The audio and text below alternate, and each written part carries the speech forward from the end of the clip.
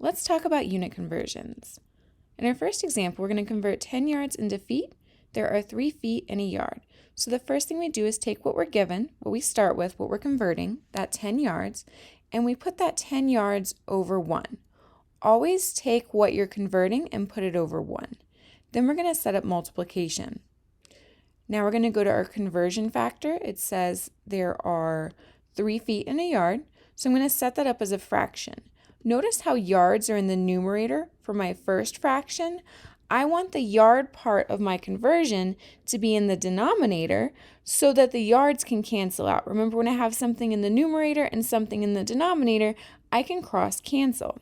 So I'm going to put the 1 yard on the bottom and the 3 feet on the top. Now I can cross cancel the unit yards. So now I've converted it to feet, and all I have to do is perform the multiplication to get my answer. So 10 times 3 feet is 30 feet, and 1 times 1 is 1, and then we can simplify 30 feet over 1 to 30 feet, and that would be my final answer. Let's look at a second example with a couple more conversion factors. Convert 20 cups to quarts. There are 2 cups in a pint, and there are 2 pints in a quart.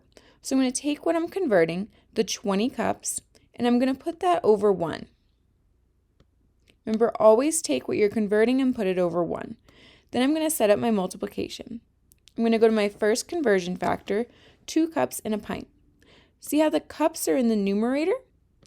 Cups are in the numerator here. I'm going to make sure my cups wind up in the denominator in my conversion factor, so I'm going to write them on the bottom. That way, those cups can cross cancel. It was 2 cups for 1 pint, so I'll put 1 pint in the numerator.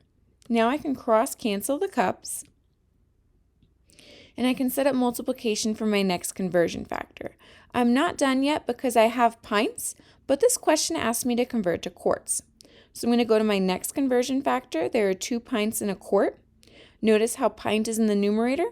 So when I set this one up, I'm going to put pints in the denominator and the quart in the numerator. I'm putting the pints in the denominator so that it can cross cancel. Now all I have to do is multiply these fractions. In my numerator, I have 20 times 1 times 1, so that's going to give me 20 quarts. I'm keeping the quarts because it's the only unit I didn't cross out. And then in the denominator, I have 1 times 2 times 2, which gives me 4. 20 quarts over 4 simplifies to 5 quarts, and that's my final answer. Okay, I hope this has helped you to better understand how to perform these unit conversions. Please reach out with any questions.